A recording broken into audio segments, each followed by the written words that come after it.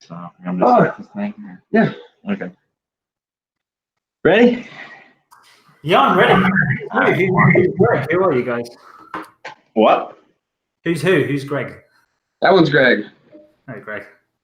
Good to Greg. meet you. Dylan. Yeah. Dylan and Okay. Greg. Bookcase. Oh, start the recording. What are you doing? Oh, there we go. Okay. So welcome to Sierra Nova Comics podcast episode 3, right? Yeah, 3. This time we figured out the video, so it should be clean. Last time we had an issue. We didn't realize until we were done with an hour recording. So, oops. Happens. Yeah. All right. So tell everybody who you are and where you're from.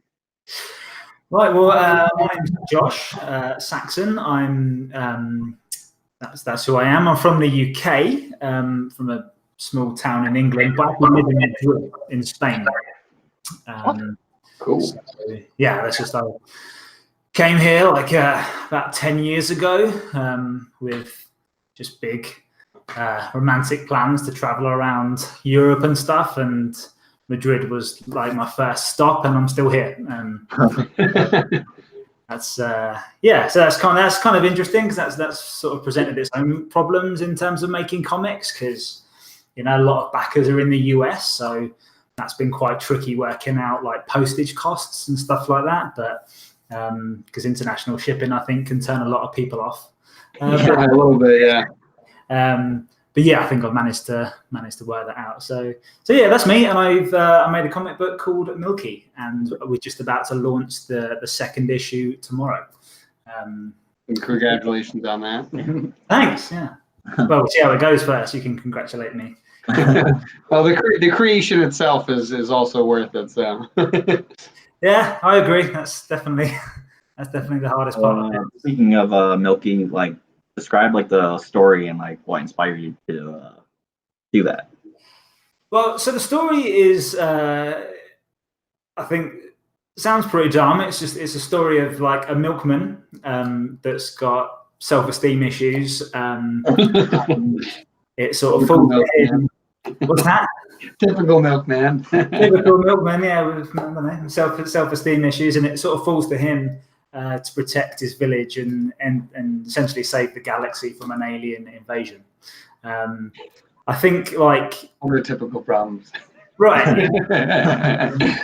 What inspired it, I think, was lots of things really, but ultimately, like, I think the kind of stories that I enjoy are about kind of everyday people. Like it's quite inspired by like films like Shaun of the Dead, Yes. Great movie. A few people have said they've seen like similarities. It's definitely like inspired. I just like that idea of just like your most everyday relatable guy with a kind of impossible. I think those stories are a bit more captivating because you're kind of like, how does that possibly work? You can, problems, but like, how do you deal with it when you've got no power? That's kind of what inspired. I thought that would be a fun story to write.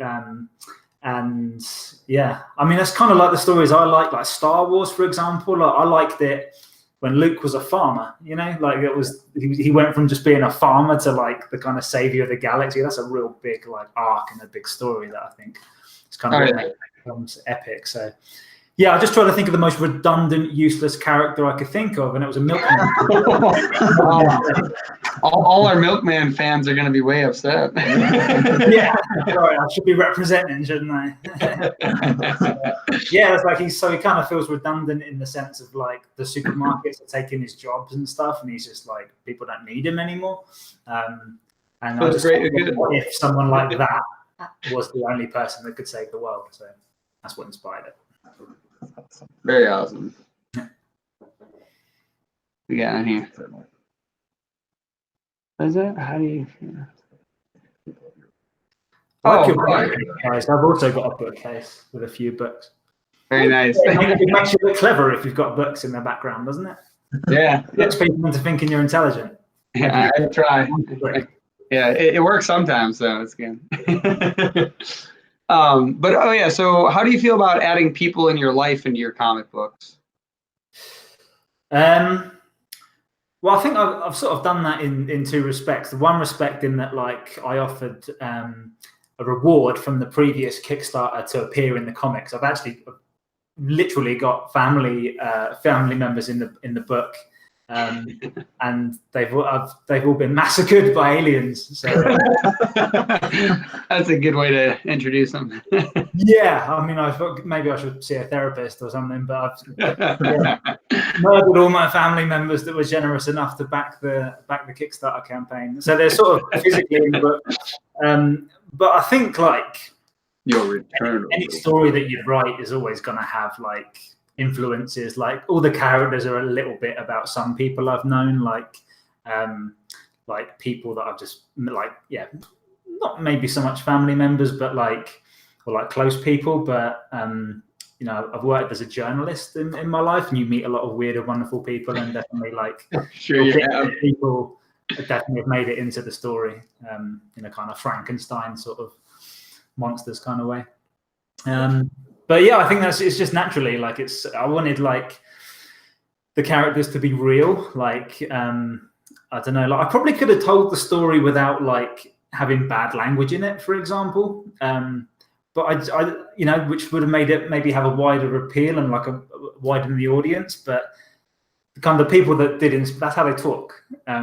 So I just wanted to, you know, it's maybe not necessary for the plot at the end of the day, but I just wanted to sort of include real elements in quite a sort of fantastical world, I suppose. Yeah, it's always better to be authentic than to try to cater to an audience. It's better to, you know, not to put them below you and be like, oh, I think this is what they'll want. Just give them what you have, and yeah, that's always good. Yeah, I think you're doing yourself a service as an indie creator, because, like, you know, I can understand you might take those sort of considerations if you're working for, like, you know, Marvel or DC or whatever. But, like, the thing about, like, indie, you're not reaching a huge audience. You're doing much better by reaching a specific audience. Yep. Absolutely. So just doing what you want to do, chances are there's someone else that likes that kind of style as well. And I think you're better to focus on, like, specific fans that are going to really like what you're doing, than trying to appeal to lots of people. Yeah, I agree. So is sci-fi your favorite genre for comic books, or is it you know, just like the first thing you dove into? It's probably my favorite. I think what really appeals to me is, like, you know, like, the story is kind of about, really what it's about is, like, sort of self-esteem. There's, like, themes of, like, prejudice in there and stuff like that. And I think the stories that always really kind of, like, spoke to me was where they've used something like sci-fi or, like, superhero or something to tell a human sort of story. You know, like Star Wars, like the Force, you can read into that whatever, you know, it's got kind of religious undertones, or just, like, kind of believing in yourself to use the Force and that kind of thing. The story could work without the sci-fi element. And I think just to tell stories in that way, just especially when you're using comics or visual mediums, I think that's why I've always gravitated towards that kind of story, I think. So yeah, science fiction, good science fiction that really is a human story told in a kind of fantastical way. Like, I really, like, when I was younger, I really loved TV shows like Buffy the Vampire Slayer, for example. I'm actually rewatching that, like, right now. Really, like that. Yeah, I'd love to rewatch that, man, because I think that was the first sort of time where I really kind of understood, like, it wasn't, like, about vampires, like, you know, the sort of the Buffy and Angel thing where she sort of sleeps with him and he becomes a totally different person in the sort of sci-fi way of things. And that's sometimes, you know, what happens, you know, in that kind of situation. And just kind of comparing sort of, you know, like an invisible girl was someone that, like, didn't have, like, self-esteem. She felt invisible, and, you know, just to kind of relate those, tell stories in a kind of, you know, in that with those kind of two levels. Yeah. So yeah, I mean, when horror stories do that well, I like horror. It's really like when that genre is really kind of telling a human story. That's what I really dig. That's cool. So, like you said, your Kickstarter launches tomorrow. What's your funding goal, and what do you plan to do when funded? Right, so the funding goal is the goal itself is quite low. I think it's at like 500 euros. Again, that's I have to do it in euros because I'm based in Spain. That's not quite as round about the same in dollars, I think, at the moment. Reason being is because like I made a decision that I was gonna do the whole series anyway. So the issue was actually complete. So if anyone backs the campaign, you're definitely getting an issue. You're definitely getting the completed product because the artwork's done. But yeah, that's really where most of the money goes, I think, like into the artwork and the, because you need the artist. It might be a separate penciler and inker. For me, it's the same guy. You got to pay a colorist. I paid a separate cover artist. And so, yeah, I'm already out of pocket for it. But I really wanted to see it done. So I'd already made that decision. So it didn't seem sensible to say, like, this is how much money I need to pay myself back, because I was going to do it anyway. Yeah. So what I wanted to do is like have a funding goal that's like, this is how much I would need for it to make sense for me to do a small print run. But the thing kind of will exist with it or without it. I don't know if that's a great thing to say, because it's almost like Kickstarter should be. It's, I love the fact that it's about the community. Everyone helps get it made. But yeah, I do have a deal with a UK publisher anyway for when the whole thing is completed. So yeah, kind of the idea is really trying to pay myself back, because I am like out of pocket for it for a fair amount of money. So that's what I'm trying to do. But at the same time, I'd really rather people back it.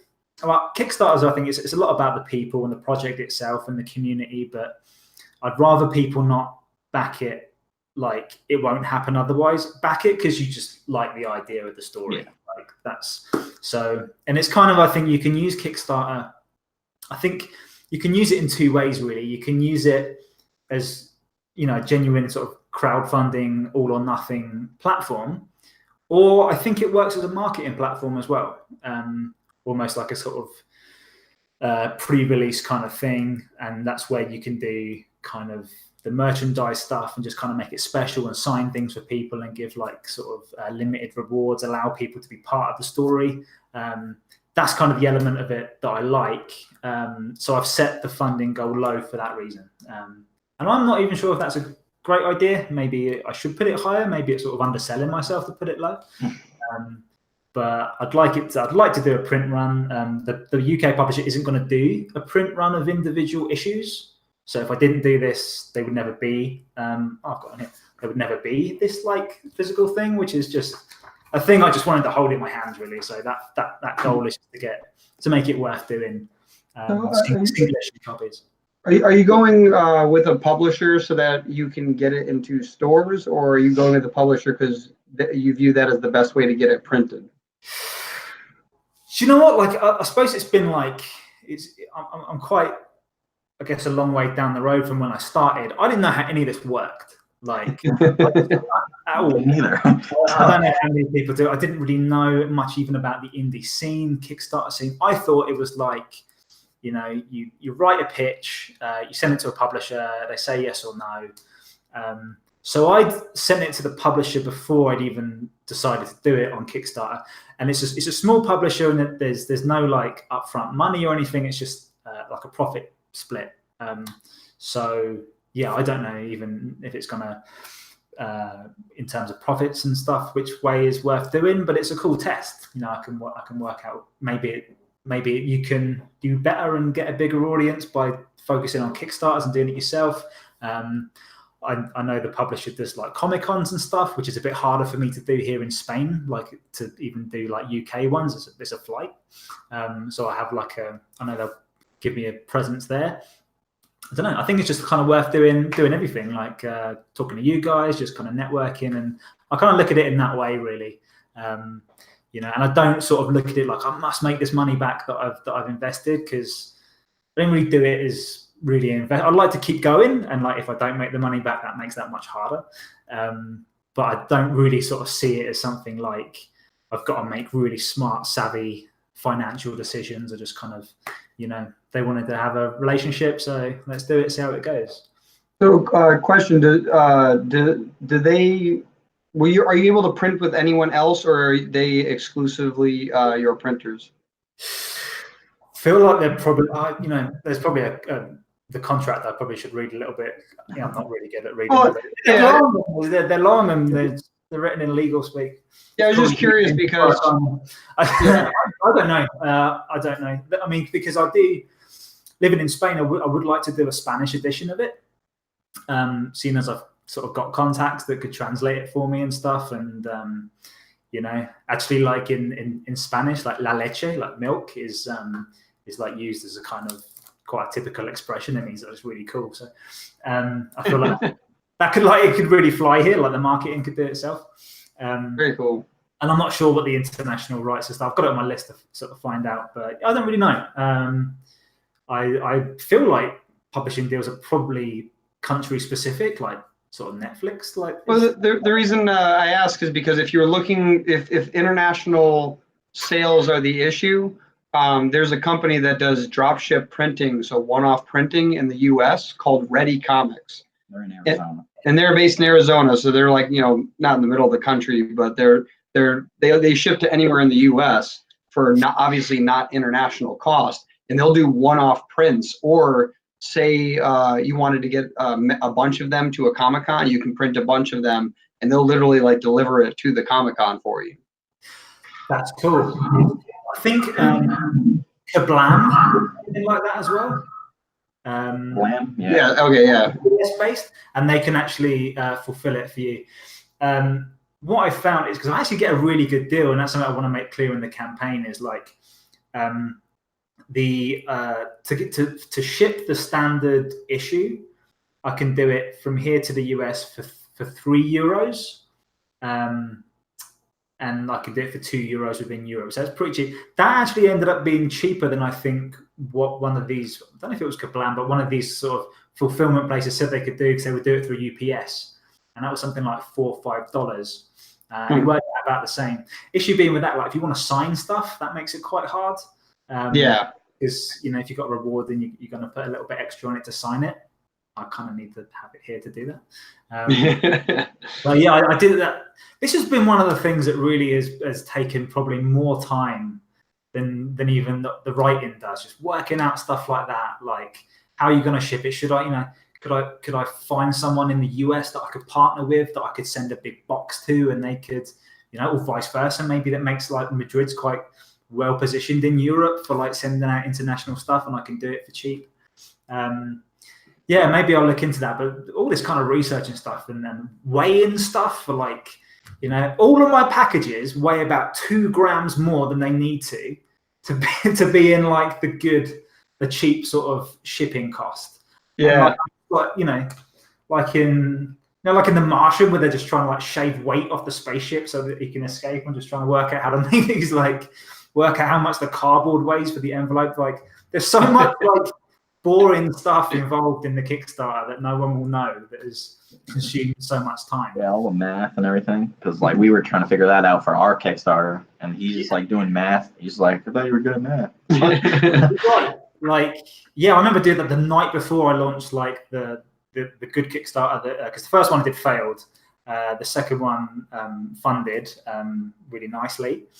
But yeah, I remember the night before, like, I told people I was going to launch it on this day, and like it was like come at like 10 p.m. I was like, I said I'd do it this day, so I've got to find it, but I couldn't. I forgot that I didn't realize that Kickstarter considers the shipping cost part of the goal. Yeah. I realized they take a percentage too. They have like a fee that they take. Exactly. So that just that simple realization threw all my spreadsheets like out the window, and I had to start again. So yeah, so this fulfillment and stuff is something I'm looking into. Like, what are they called? Ready to print? Did you say? Ready Comics. Ready Comics. We're actually trying to use them as like our main printing source, because we're trying to work out a deal with all indie comic creators, or as many as they want to join us. Yeah. On that. Essentially, if we can create a funnel for them where we push a much larger group of indie comic creators towards them, that they would be willing to give us greater discounts at smaller dosages. So because like right now, like they'll, after you reach certain amount of printing, they'll give you a discount. but we're hoping to try to get those discounts at lower levels for creators if we bring them enough. And so that's something that we're really hoping for. So, yeah. And on top of that, we're also, like you said, Comic-Cons and stuff. We're looking to do Comic-Cons, not just for us. We're going to have our comics there, but we'll have like other people's comics, like New Leaf Comics, Creepy Trees. He's actually in Ireland, and a couple others. Yeah, we're looking to like just help the entire community if we can. So that's cool, man. For me, that's the fun. That's what I didn't kind of think that I'd be into. Like, writers typically can be, I think, generally quite introverted and might not really be into the kind of like having to really market stuff and be out there and doing stuff. And but you know, I've pushed myself to do it. And then I found like I really kind of enjoy being part of that community, especially people that just like, for no other reason, well, maybe there's discounts involved, but like for no other reason other than it's just cool to like share people's stuff. And like I think that's something, that's a strength that like the indie comics community can do, kind of lean on each other, whereby maybe the big two certainly are probably a little bit more in competition with each other.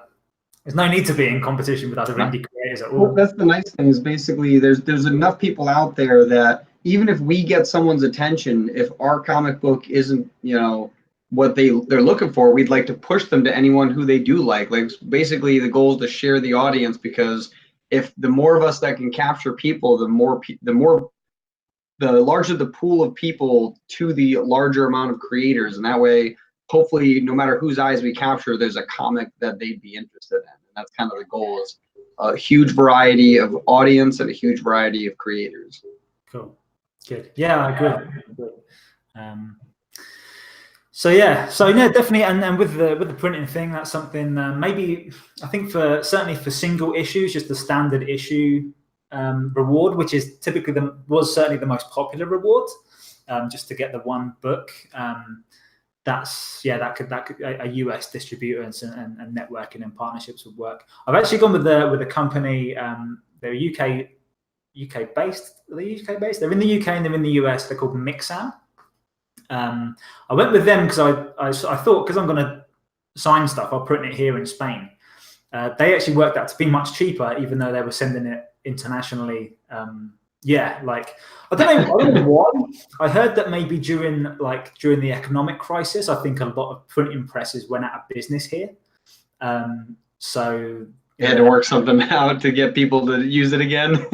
I honestly thought they sold off a lot of like paper stock to the UK, maybe. So like it was cheaper for that. That was just a rumor. I don't know if that's true, but it worked out being much cheaper, and they were really cool. And like I just had so many questions about like, I don't know, like I had no idea about like decisions you got to make about like the paper, the different sort of weight and the quality of the paper. It could be silk, it could be matte, it could be gloss, it can be like different weights. It can like, I had no idea. So I really bugged them for like information about that, and that's kind of why I went with them. They were helpful and they had a good customer service. So I'm going to stick with them this time, I think, because then safe. I don't know, they fulfilled the last one, and certainly for now, that's who I'm going to go with. Awesome. Well, you mentioned that you had one failed Kickstarter and one successful Kickstarter. So what advice can you give to creators creating their first Kickstarter to help, reduce the risk of failure? I think firstly, a first bit of advice I think is important is to like have a good relationship with failure. Like, don't worry about it that much, like the notion that you're just going to go straight into doing this and you're going to crush it and you're not going to get anything wrong is nuts. So you can listen to people that have failed and read as much as you can and research, but you're probably going to get something wrong and you're going to fail at it. I think for Kickstarter, my personal opinion is like, I don't know, like, well, for example, like I've done a trailer for the new book, but what I want to do this time I didn't do before is to do the kind of sort of talking to the camera kind of Kickstarter video. I haven't done that yet. I'm launching tomorrow and I haven't done it. Well, you're getting your camera practice now. I thought I'm going to talk to these guys. I'm going to kind of get rid of that rustiness and talk. There's just something like I've done like public speaking and like marketing and stand-up comedy actually. Like very cool. There's something especially bizarrely you'd think it would be easier to do, but something you actually care about, something that you've been wanting to do for a long time and is kind of a dream. That a lot of people are going to be like, that's dumb. That's like comic book. Well, yeah, my family says that. So, my grandma actually said it yesterday. She's like, so what's the one thing you want to do? Because you like don't like holding on to a job. And I was like, I just can't work for somebody else. I want to do this and only this. And she's like, okay, so like, where do you see like the comic book thing going? I was like, well, want to have like a fucking building in New York City, one in like San Francisco or something, because he actually wants to move there eventually. Like I see like a whole thing happening for this. And she's like, well, it is kind of cool they actually have like the actual physical comic like now. I was like, yeah, like it takes a while to do. There's a lot to go into it. There's I thought it was just like, oh, I'll just write a story and then I'll get an artist. And in the beginning, we're just getting an artist, and I'm like trying to get one for free. Don't do that. You'll just get what you paid for, which is nothing. So yeah. Like I think that's the issue. Like, and myself included, really. Like, you're working on something for free, and then there's a paid job that comes up, and you've got bills or you've got family. That's going to take priority pretty quickly, and that'll just easily go onto the back burner. And that's just what happens. So like, you have to pay people. Maybe you can work out like, because I'd like to do it again as well. And I think I'm going to have to work out a cheaper way of doing it, because it's not, I don't think I can invest this much again. But I wanted to invest this much because one, like, yeah, like I want to start a family soon, and I don't want to start a family with like, oh, that's the thing I always wanted to do. I didn't want to do just one issue. I wanted to tell the whole story and have it like, just so like, like when your kids say, what did you want to do? Like this, like I did it. I might not be the most successful, but I did one thing. That's definitely a very good, pursuit to go after, is to make sure, you don't have any regrets. And it is something that would be great to tell your kids, like, hey, look, I did it, regardless if it worked or not. At least I did it, right? And I want, Like, you don't need anyone's permission to do, to create a thing, and that's cool. And I don't know that it even matters that you have the building with the company's name on it and stuff. Like, but I think the spectrum of it's quite funny. Like, it's similar in like stand-up comedy as well, because like you've got like stand-up comedians that like have to perform for free, like, or some like in LA, for example, I know that comedians have to pay to perform or like bring a number of people. So like you're in like minus money there, versus like Eddie Murphy, who I believe was just offered 90 million, something like 90 million for Netflix. Same with indie comics. Like, I'm probably going to finish. I'll be lucky if I break even with this sort of whole project, versus like, it's movies, but like Avengers Endgame, like biggest movie of all time based on a comic book. Like the spectrum of it is like pretty huge. But like, I think, more important is just to do the thing. If it makes you happy, you feel a sense of like pride. But I like that story. Like, did you hear that story of like John Lennon? There's a movie about like John Lennon where he was growing up called Nowhere Boy. But there's a story where he made like a silver, like real silver plaque, because his aunt had like told him there's no money in guitar music, like you'll never make a living in guitar music, and he got it like etched into like a silver plaque and went around the back of a house and like fit it to a house just to be like when he could afford to do that sort of thing. There's always going to be someone telling you that it's done. Maybe if you think you're gonna, I think maybe if you start enough, I mean, it's great to be ambitious, but like, I think just focus on like getting the one thing out first, like, and then kind of build it from there. And, as long as you're happy, keep on making stuff like. No, that's funny. Actually, I just finished reading a book called The War of Art. I don't know if you ever heard of this one. This guy right here. The War of Art? I don't know it. It's a great little book. It's only like it's like less than 200 pages. Yeah, it's 160 pages. But it actually talks about that breaking through the resistance and getting that like getting to the point of creating the art. It even talks about business as well. It's like, starting your own business, writing your own book, anything that's something outside the norm, like building up something that's just inside of you. And the first part's about breaking through the resistance, and the second part of the book is about going pro, and not like pro as in you're the best of the best, but the sense of doing it even though you're doing it because you're passionate about it, but having the goal being to get paid for it, and doing it like it's a job, because if you don't, it'll never get done. Right. And I thought that was an interesting way to think about it. Like, you shouldn't like people who say they're a writer and they get 9/10 of the way through the book, but they never finish it, right? Because they're the wannabe writer. But the one who actually finishes it as if it's a job, even if you don't get paid for it, but you do it as if you're getting paid for it. And I thought that was a very good way to think about that. But but yeah, you're right. Like, you shouldn't do it because you're going to get tons of money from it, or it's going to be hyper successful. You do it because it's inside of you and you got to get it out. And but you still have to treat it almost like it's a job and get the work done. Just like when you show up to work and you're not having a good day, you still showed up to work.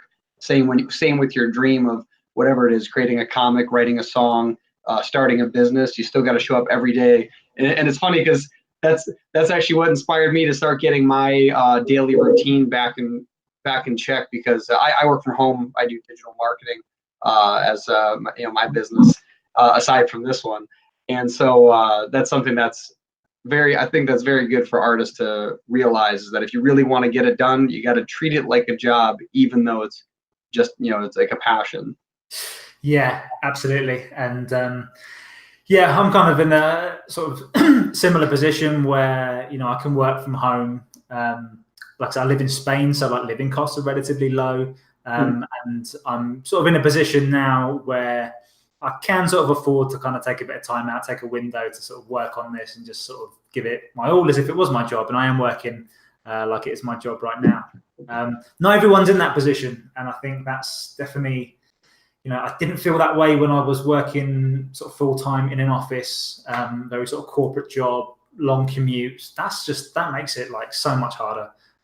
Like you say, to be like dedicating your day, doing something else for someone else that you don't quite believe in, and trying to find a bit of time at lunchtime, like kind of having to get up at like sort of 5 or 6 a.m. to get a few hours in the morning. Like, that can really, especially I don't have like kids, but if you've got kids as well, that must be like super hard. But it's a bit like digital marketing as well. I think if you're doing something like, let's say, content marketing, or if anything you're doing, I think you want to get out of your head that you're trying to get sales, that you got a sales target. I think you know your sales target, but put that to one side. Focus on like offering value and doing something that people are going to love.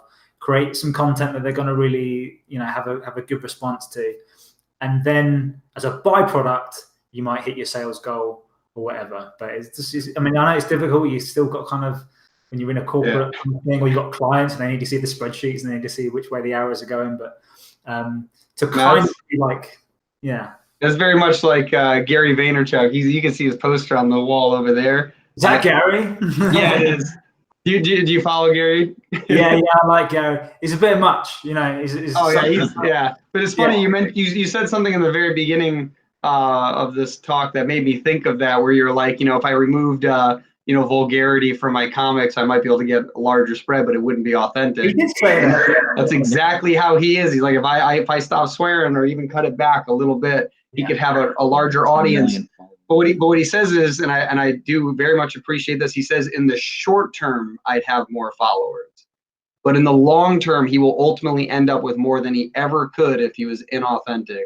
And that's what I like, is that it might take longer, but the growth will be authentic, and it will grow much faster because of that, or it'll grow much larger because of that in the long run, even though it might not seem that way in the short run. Yeah. So reference like another kind of similar guy, Tim Ferriss. Tim Ferriss is another one. But yeah, okay. That's his book. Yeah, this is the jab, jab, jab, right hook, Yeah, cool. Talking about providing value and value first, sales second. Yeah, and I think he understands that kind of. Yeah, ask without expectations. Yeah. Yeah, pretty much any business has to also be kind of a media business first. 100%. But You must watch him a lot. I think Tim Ferriss, is it Tim Ferriss that talks about like 1,000 true fans? Yeah, actually, sure. I'm reading Tools of Titans right now, and I just read that section. Yeah, it's in there, the revised version of it. But yeah, that's the point, is that if you get 1,000 true fans, meaning 1,000 people that will buy anything you ever put out, then you can become successful. You might not become super rich, but you can definitely make a living. And all you have to do is sell $100 worth of product to them each year, and that's it. If you're a musician and you only make one album a year, that's only $10. So what can you do? You could sell merchandise. You can have concerts. You can have anything like that, because your 1,000 true fans will pay for them. Exactly. And that's I thought that was and that's always done by, coincidentally, the jab, jab, jab, right hook. Like, you need to provide as much value as you can, because if you don't provide the value, they're not going to want to give you anything back. And it doesn't feel that good. Like I wrote. I went on vacation recently, just for like a week down to the coast, and while I was kind of away, it just kind of felt, I was enjoying myself. It was a lovely time, but I felt a bit anxious to be away from my desk, because I knew that I needed to launch this Kickstarter, and I was still sort of waiting for artwork and stuff. So I sort of wrote a blog post, which was just about like how life gets on top of you when you're trying to make indie comics. I tried to make it fun, shared it out and stuff, and I didn't really think too much of it. I just thought that's just a little maybe marketing thing, not something I was planning to do, but it's just how I felt at the time, and I wondered if anyone else felt that way. But yeah, I didn't write it from a place of like, yeah, this will get people to buy my book. And put it out there, and just so many people just said like, that's really what I needed right now. Thanks. That really made me feel good. And that definitely feels better than your Kickstarter getting funded, or like, I think any offer of a publishing deal, just like, hey, I really like that, man. Thanks. That really meant something to me. And I always I thought that was stand-up comedy thing. If like one person laughs, yeah. Well, if one person laughs, you failed. You guys. my sort of way of going into it was like, if you just make one person laugh, cool. That was yeah. Make one person's day better. You make one person feel better. You inspire one person, to kind of get, think about their self-esteem issues. Just kind of what the book's about. It's worth doing, because definitely like movies and stories and books have inspired me. Just sort of my favorite movies for like Rocky and stuff. Like, I don't think I'm doing what I do now if I didn't have those stories. Ultimately. So thanks, Rocky. Yeah, the kind of underdog story, like that's kind of what really appeals to me. And yeah, without those, I just kind of feel like I want to see if I can do something like that. And if it makes one person feel good, then yeah, maybe the money will come, but like, it's not really. I don't think it'll happen if that's your focus. I don't know. Yeah, that's funny actually. Do you know who Tom Bilyeu is? Tom who? Tom Bilyeu. No.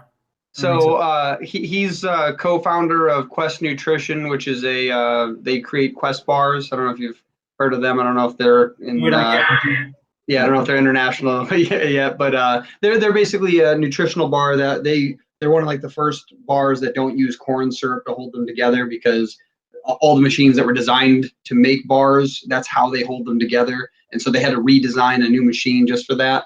But that same guy, after the company, hit, I think they're $1 billion company now. Basically, he then took a bunch of that money and started another company called Impact Theory. And it was creating creating YouTube content for free, just interviewing, world-class performers, icons, all that stuff, kind of like the Tim Ferriss podcast. But what he does is a bit more unique. He'll introduce the person with all the stuff you might be wondering about, and then he'll ask all the personal details. So like, he's like, here's all the stuff that most other interviews would normally tell you in about 30 seconds, as opposed to watching it for a half hour. And now we're really going to dig deep. And after he gained an audience from that, he then decided to create a comic book company from that. And nope, not that one. Where's the other one? And this is actually his first comic right here. And he worked with recently. That's cool. Yeah, this is actually based off of Steve Aoki and his album Neon Future. And yeah, and so basically, I think DJ, right?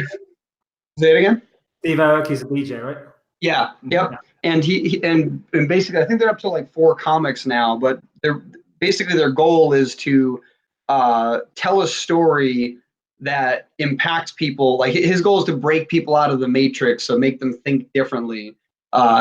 Change their mindset so they think they can accomplish whatever it is they set their mind to. And so that's interesting you brought that up. That might be someone you want to look into for content, concepts, and contextual things that you could pull from. Yeah, I'll look at it. Sorry, am I echoing? Oh, not on our end, I don't think. Okay, maybe it's just me. Oh, you need to have another video malfunction. Is she right? I just double check. Let's see. Right? What's that? Is it just loading? Hopefully it's good. Yeah, better be. Just had that underwater sound, Say it again? That sort of underwater sound when you've got like audio interference. It just kind of sounds a bit. Yeah, that won't sound. Yeah. Yeah. I don't hear that. Yeah. In case it ruined it. I think it might have just been paused back there. That's all. Let's see. Yeah. All right. Yeah. Okay. Cool. Yeah. It looks like it's working. So yeah, just wanted to double check. It was a good. Not that we've gotten like a good chunk of the way through. Let's check now. Yeah. But yeah. So yeah, you can ask the next one. This one's a fun one. Have you heard of that Area 51 thing that's been going on? Yeah. You think? I only actually went to look it up yesterday. Yeah. You actually think that aliens exist yourself? Well, I think aliens exist. Yeah. That's a good question. Well, I don't have any supernatural beliefs or anything. But in a universe as big as it's supposed to be, I imagine there's got to be. I don't imagine it's anything like we've ever come up with in science fiction stories. It'll be probably something that's totally incomprehensible to the human mind. But there's probably something out there. More like Futurama than just random creatures. Yeah, I hope so. I hope they're cool. But yeah, probably. So you think they exist? Go on. I was gonna say, you believe that they exist just due to the infinite possibility conundrum, but do you think any have ever visited here, and that if they did, we're keeping them at Area 51? No. I don't believe that, but I do. Because I think sort of the evidence of it is very sort of akin to the evidence that there's ghosts. There's always the camera's always blurry and but I do love that weird cutout. I do love that there is a secret place that people want to get into and for some reason kill themselves to get into. I think that stuff's really, really fun. I like, I like that. I like conspiracy theories just for the kind of just the fun of it. I don't personally believe anything that there's not really sort of good enough evidence for, I guess. But I think it's fun, and I like that because it inspires stuff like the X-Files and stories and librarians. Yeah. I look at it the way I look at stories. Really, it's fun that it's there, but I don't personally believe it. What do you guys think? I think they exist, but I don't believe that they've been here, because if they have, I feel like there's too many. All right, let me rephrase that. If they were ever here, it definitely hasn't been since there's been the internet. So I guess, there's no way to know if there were any, if they'd ever come here before, but just because there's no technology to ever be traceable back to that. But just the fact that the universe is so large, the possibility of there not being any is less than if there were any. Yeah. You know what I mean? It's the simulation, right? Yeah, exactly. It's like the odds. It's just like the statistical odds of their that are, because our Earth is actually one of the younger planets comparative to the universe. We're only 4.7 billion years old. The universe is 13.9 billion years old or something like that. So it's like, the amount of time that passed between then and now, like there's no way that there's not something. Whether or not it's intelligent life is different. But the fact that if there's bacteria someplace, there's no doubt in my mind there's got to be at least something out there. Yeah. I think the idea, like in terms of the conspiracy theory, Area 51, the idea that the government is covering it up, like the idea that like politicians that can't keep their sort of sordid sex lives under wraps. Yeah, exactly. Yeah. Somehow like put this like cloak over the entire planet. It's either that or like. I was gonna say it's either that or it's like, oh no, someone's talking about aliens again. Steve's cheating on his wife. Yeah. See, we're normal too. What about Greg though? What's Greg believe? I'm not gonna be at that event if that actually does happen, like Naruto run. Yeah. Yeah. Like even if there was alien life at Area 51, I would believe it'd be bacteria we found at some point. It wouldn't be like they got ET on the table, checking them out. Yeah. Yeah. Although I'd like to think Will Smith has been there a couple times, if that's the case, Been hanging out with what's his face, Tommy Lee Jones. Yeah. Yeah. To go back to the Kickstarter, the first one actually, were you ever nervous of like pressing the launch button? Because a lot of people do. Yeah. Like, yeah, and working it up, like working in digital marketing when you're sending out like email newsletters and stuff to like 50,000 people or whatever, like, yeah, like if you've got like a spelling mistake or like you've put the apostrophe in the wrong place in like the word or something, yeah, 50,000 people about to know you're done.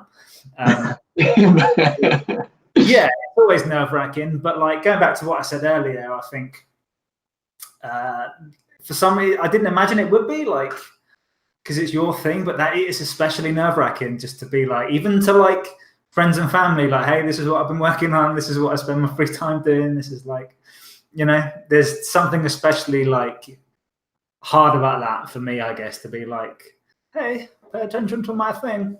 So, that is funny. Yeah, what I found nerve-wracking, and this is some good advice, but like Kickstarter sometimes takes a little while to approve your thing, to approve your campaign. You got to put like your bank details in there, obviously, and they need to do like an ID check.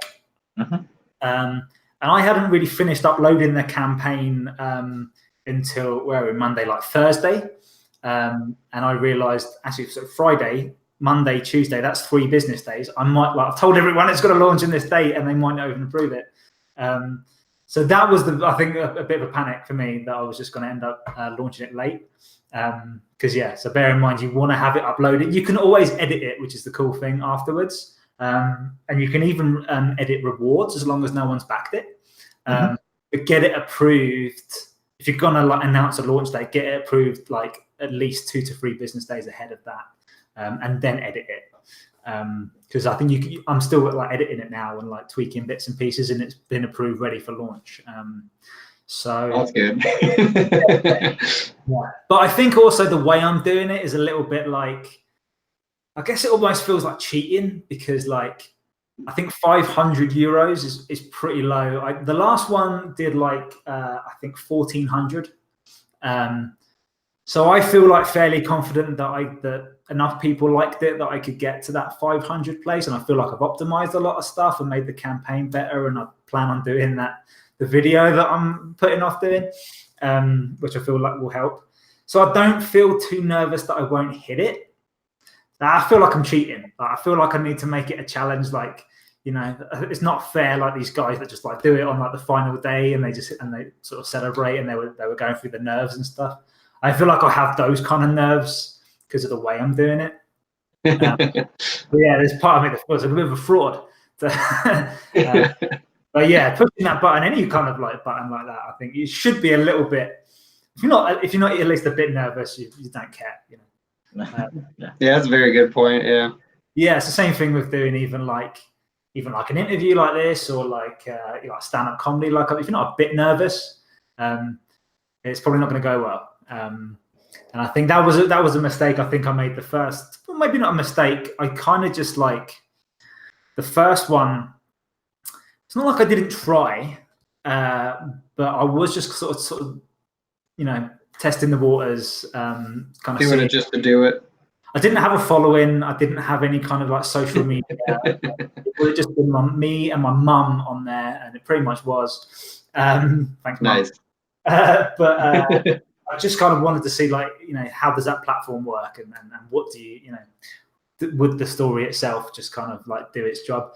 No, it doesn't. I think you have to get involved in the community. You have to kind of put yourself out there. You have to like take ownership of it. That's kind of the hard thing about pushing the button. I think that kind of like, I'm standing behind this. I'm proud of it. I made this. For some reason, that's nerve-wracking. I don't know why, but it's true. But I am proud of it. I did work hard on it, and I think especially the internet, though, man. The internet is just like, there's always going to be someone that just wants to rip you down and wants to, just ready to just like on Twitter or whatever. Twitter just seems to be where those people live a little bit more. I don't know. Yeah. Always wants to like kind of be negative, and feedback is awesome as well. Like you should take feedback if people are giving, like, might not feel that great, but like take people's like feedback, especially if you're like asking for it. But yeah, that's probably the nerves, man. Putting something out onto the internet. Anyway, yeah, we when we first started this company, we did an Indiegogo. It was more my idea than his. He's like, you probably shouldn't do that, but I was like, shut up. So I did that, and we put like an insane goal. It was like it was probably like $10,000. Yeah, or no, it was 15,000, I think, for the Indiegogo. And I was like, yeah, this will be funded, but we didn't have a following. We didn't nothing. We didn't do anything. Which I might have warned him about. Yeah, and then I just like sat back and watched it. Like I got to like $200-something, and that's it. And then I was like, oh, okay. Yeah. That's what we did.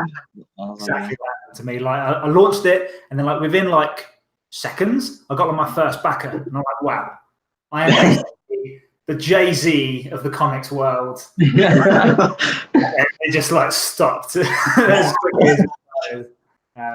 But yeah, you kind of like, thanks, Mom. Yeah, thanks, Mom. But you sort of got to hustle with it, really, and I think that's definitely hard for a lot of writers that don't like putting themselves out there. But I think it's really valuable to get over that and just to start to build your following, to try like to build any following. Like Gary V, right? Like I think is the guy that sort of says you gotta give stuff free. I watched 100%. Yeah, I watched one of his like talks. Like the keynotes? One of his keynote speeches, and there was an indie comics guy in the audience, and that's what he said, like, how do you... Yeah, I'll never be able to find it. Like, I'll have to find that, because I watched like probably 95% of his content. I actually don't remember seeing that. It was like a long one. It's the sort of thing I just like, if I'm working on my laptop on the couch, I'll just like have on the TV on YouTube. Oh yeah, I watch him all the time. Yeah. It makes you feel like crap when you're not doing something. Like I sell stuff on eBay because one day I was watching, what was it? Oh, on one of his Ask Gary Vee shows, he had somebody call in who was literally a teacher from West Philadelphia. And he had a bunch of kids in his, because he's like in a low income neighborhood. And there's a lot of kids there that he's trying to like, get out of the mindset of, they're going to be stuck there. And so he shows a lot of Gary Vee's content. He's like, hey, is there anything like you could give me to tell them so that it's like, this is right from Gary himself instead of just from, me suggesting it, because they do like you and they like your content, but I'm trying to figure out how to like relay it to them. And he's like, hey, if I give you if I get the bus and get the day all set up, like, can you pick out, say 9-10 kids, and you can come up here with them and we'll just sit down and talk. And so that was awesome. And then he followed through with it. So I watched that. It was like an hour-long episode where he's talking to all these kids. And about halfway through, he's mentioning how, like, it's so stupid. If people need money, you could just flip stuff on eBay. I literally paused it, went over to my closet. I found like 6 shirts that I would never wear again. And I put them on eBay. And those, like, none of them ever sold. And but like, it was the first thing that got me going, like that just momentum. And so then like a week later, I found more stuff. I kept putting it up on there. And I think maybe like 3 months ago, one of those shirts actually ended up selling, but I've sold tons of other things since then. But yeah, he's super great for like getting you going. And also, like, if you need money to make your comic, like, yeah, Gary Vee is great for that. Yeah, just do a thing, just like sell it, or like, whatever you got to do. Marketplace, yeah. That one, like, yeah, there's someone in the audience just said, like, hey, I've got an indie comic. I want to sort of, what would you recommend I do? And he was like, give it away for free. Next. Like, that was he was a super, super concise answer. That's hard to do when you're not an artist. Pay people to do it. It's I don't know. I'm looking at. I kind of want, like, because I want to build up a following and stuff, and you do need to give stuff away for free. Obviously, I'm sharing content from the book itself and panels and stuff and artwork, but I feel like I need something a bit more substantial that's free. And yeah, that is based on the Gary Vee thing, I guess. Don't you hate that? It's like, where did that idea come from? Yeah, just like a PDF, like 4 or 5 pages that maybe you could later turn into a thing that you can sort of make your money back on. But yeah, well, even if it's not on that, like, that's the kind of the thing with the artist who sells a $10 CD. Like, that's not going to really make all the money. They paid for studio time, for their equipment, for the the driving from place to place. Like, it's all the other stuff, like the concerts, the merchandise. That's where you really can move more product and make money on top of it. But building a fan base is these comics here, the IT comics. They gave away the first comic, like thousands of them, at New York Comic Con when they were first released in 2018. They just had piles of them, and if all you had to do was give them your email, and that's the part where it's a free exchange, but they get contact information, and that's a great way they can follow up. And that's one of the things. Actually, I was going to ask, have you ever heard of this book? Not that book, but I do know Ryan Holiday. He wrote Ego is the enemy, the obstacle is the way. I read The Obstacle is the Way. That's I love that book. That's probably one of my it's probably the best philosophy book to read for people who can't stand reading like old Greek and Roman writing. Another one, actually, I'm listening to the audio book of it now, is from Darren Brown. Do you know who Darren Brown is? He's like really big in the UK. He's like a sort of mentalist guy. He's got on Netflix. I'm not sure if it's international. But yeah, he's written one called Happy. Just about the sort of, it's based on sort of Stoic teachings as well, and it's the sort of the nonsense idea that we even pursue happiness, that we're even sort of entitled to it, like, rather than just being like fine. And the Stoics distinguish between happiness and joy, and joy is just that feeling of being content and good, and happiness is something you're seeking out but will always go away. And it's Now I read another book Ryan Holiday wrote, was The Daily Stoic. It's literally 1 page a day, every day for the year, and I very much like that. But this book here, though, is great for artists. The first half of the book is about how to make amazing art, not just like drawing that, like musicians, books, obviously comic books fall under that. And essentially like how to spend the time making it, remaking it again until it's what you want it to be. And obviously not holding out forever, because perfectionism is just a way to delay, which the War of Art talks about that, how like, you know, perfectionism is just the resistance way of getting you to never actually do the thing you said you're going to do. But the second half of this, because if you read the subtitle, is all about marketing, because it doesn't matter how good your book is if nobody knows it exists. There is some book, he mentions it in there, that basically it was written, but it was never published.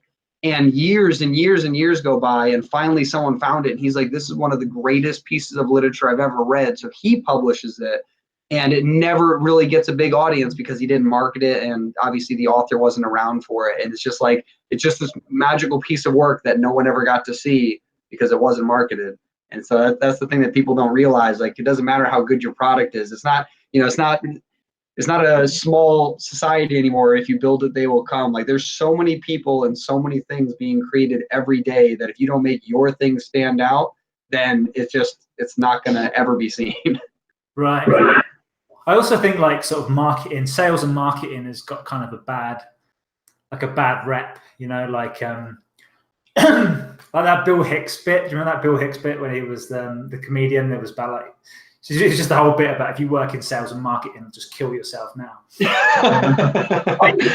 Spawn of all evil sort of bit. And I think that, you know, a lot of people can do sales and marketing that way, you know, manipulate people and that sort of thing. But to, you know, marketing, I think is yeah, like you said of the guy you mentioned earlier, it's about sort of trying to change mindsets, change the way people think about stuff, and that can be a positive thing.